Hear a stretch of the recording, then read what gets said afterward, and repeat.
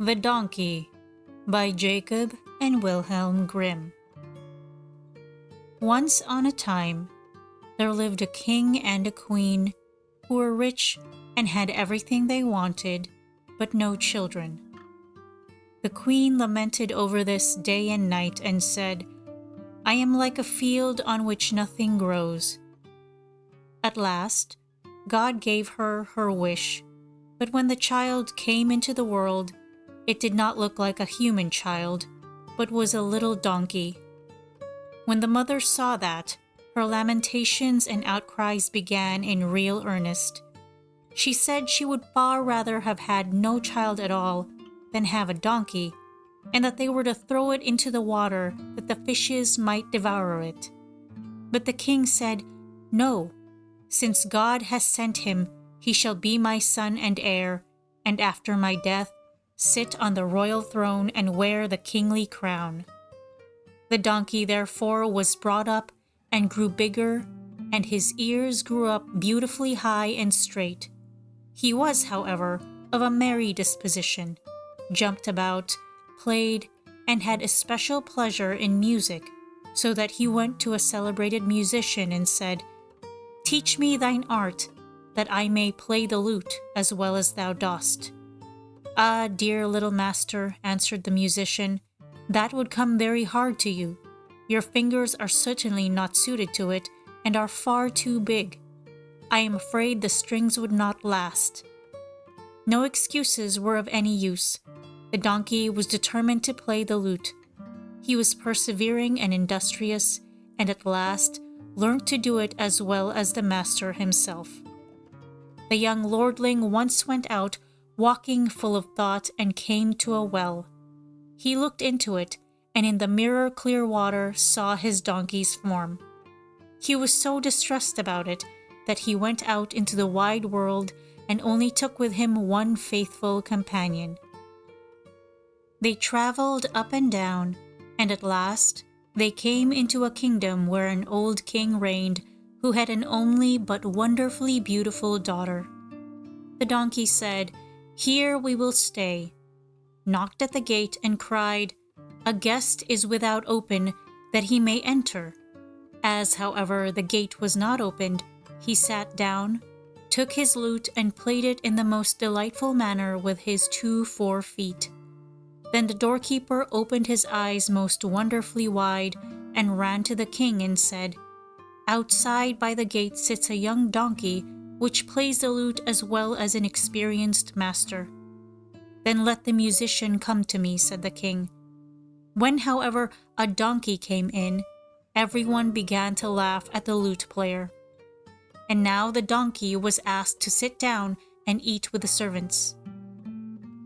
He, however, was unwilling and said, "I am no common stable donkey. I am a noble one." Then they said, "If that is what thou art, seat thyself with the men of war." "No," said he, "I will sit by the king." The king smiled and said good-humoredly, "Yes, it shall be as thou wilt, little donkey. Come here to me." Then he asked, "Little donkey, how does my daughter please thee?"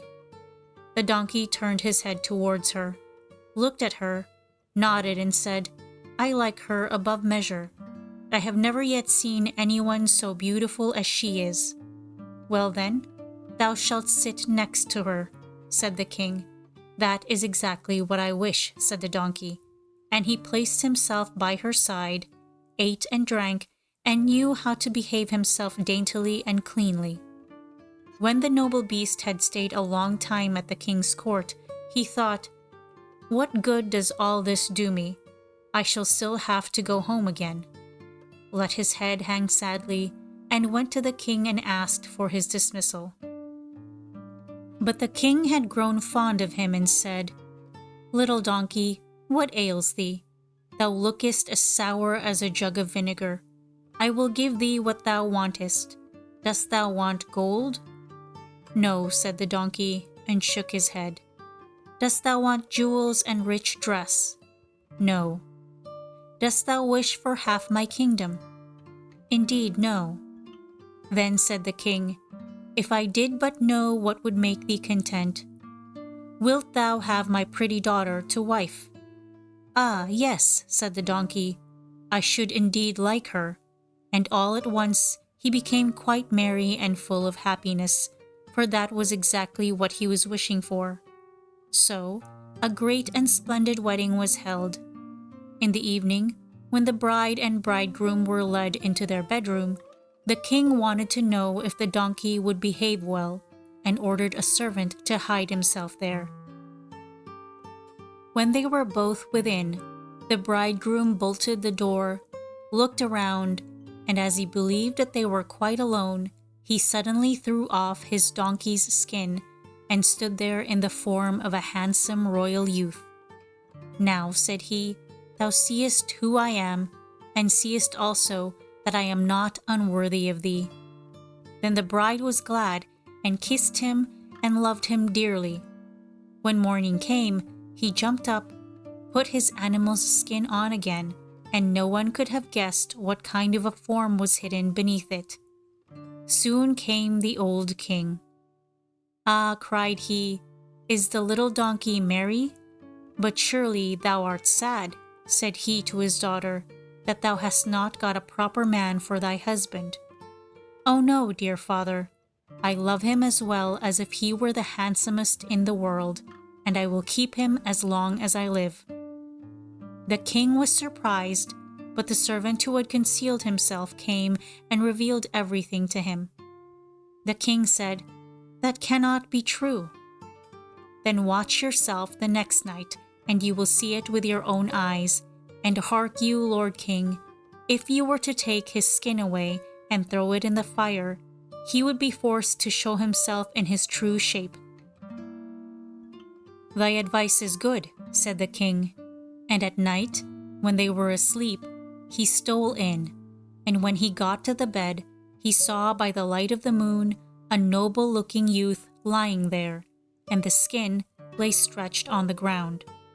So he took it away, and had a great fire lighted outside, and threw the skin into it, and remained by it himself until it was all burnt to ashes. As, however, he was anxious to know how the robbed man would behave himself, he stayed awake the whole night and watched. When the youth had slept his sleep out, he got up by the first light of morning and wanted to put on his donkey's skin, but it was not to be found. On this, he was alarmed and full of grief and anxiety, and said, "Now I shall have to contrive to escape." But when he went out, there stood the king, who said, "My son, whither away in such haste? What hast thou in mind? Stay here. Thou art such a handsome man. Thou shalt not go away from me. I will now give thee half my kingdom, and after my death thou shalt have the whole of it. Then I hope that what begins so well may end well, and I will stay with you," said the youth. And the old man gave him half the kingdom, and in a year's time, when he died, the youth had the whole. And after the death of his father, he had another kingdom as well, and lived in all magnificence.